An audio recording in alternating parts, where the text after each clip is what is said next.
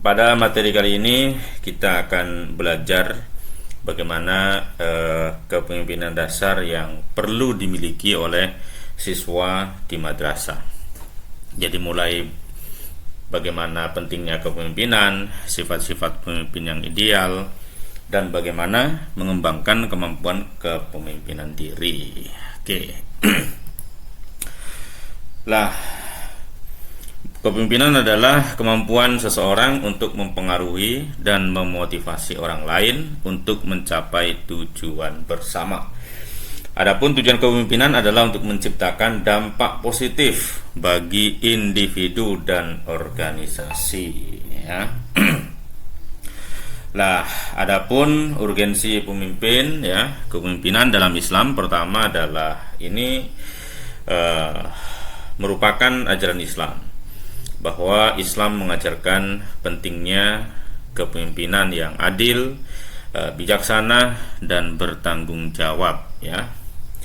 Bahkan kepemimpinan dalam Islam bukan hanya tentang kekuasaan, tetapi juga tentang melayani dan mengayomi. Nah, itu yang perlu diperhatikan. Kemudian pemimpin yang baik sangat penting untuk membangun masyarakat yang harmonis dan sejahtera.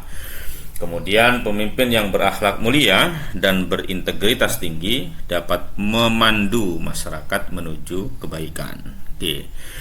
Kemudian nomor 3, setiap muslim memiliki potensi untuk menjadi pemimpin dalam bidangnya masing-masing. Kepemimpinan bukan hanya untuk orang tertentu, tetapi untuk setiap individu yang ingin berbuat baik, ya. Oke.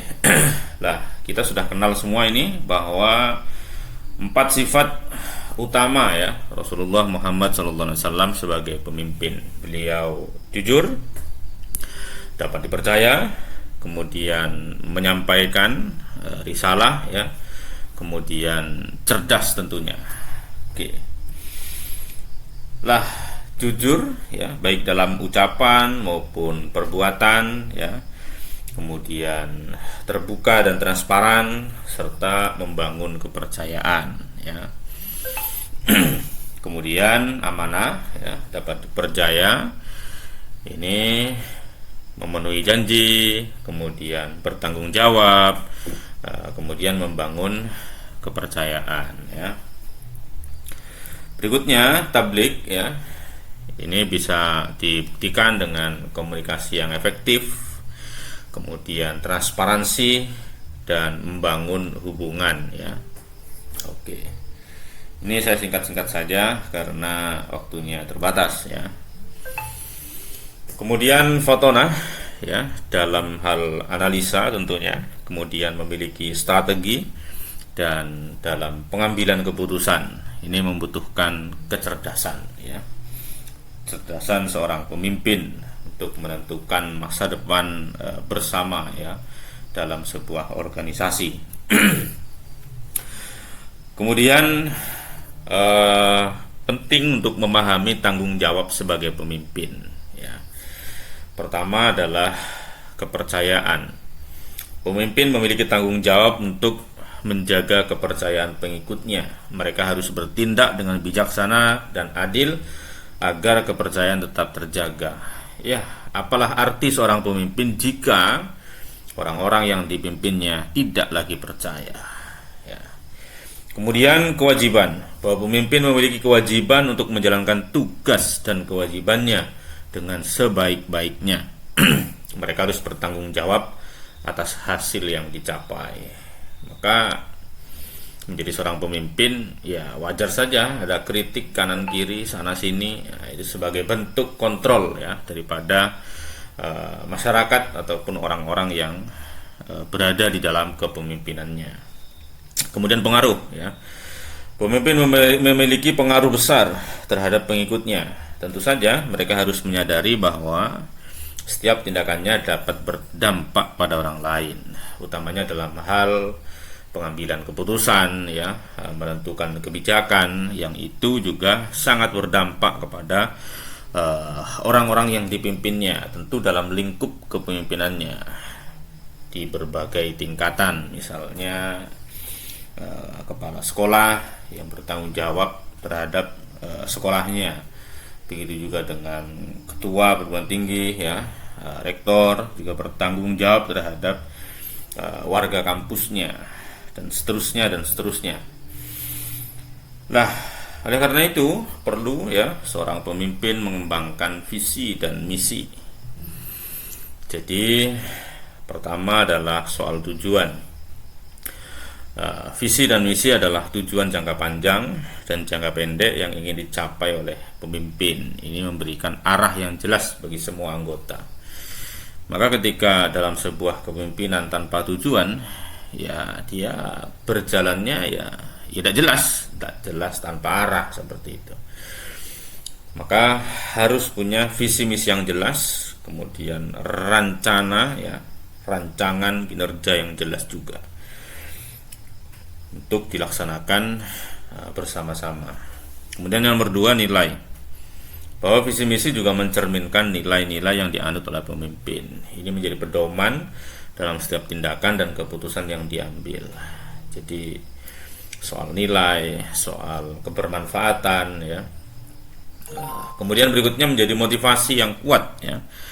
Bahwa visi misi yang kuat ya dapat memotivasi dan menginspirasi pengikutnya. Mereka akan merasa terdorong untuk bekerja sama dan mencapai tujuan secara bersama-sama. Oke. Kemudian berikutnya adalah membuat keputusan dengan bijak ya.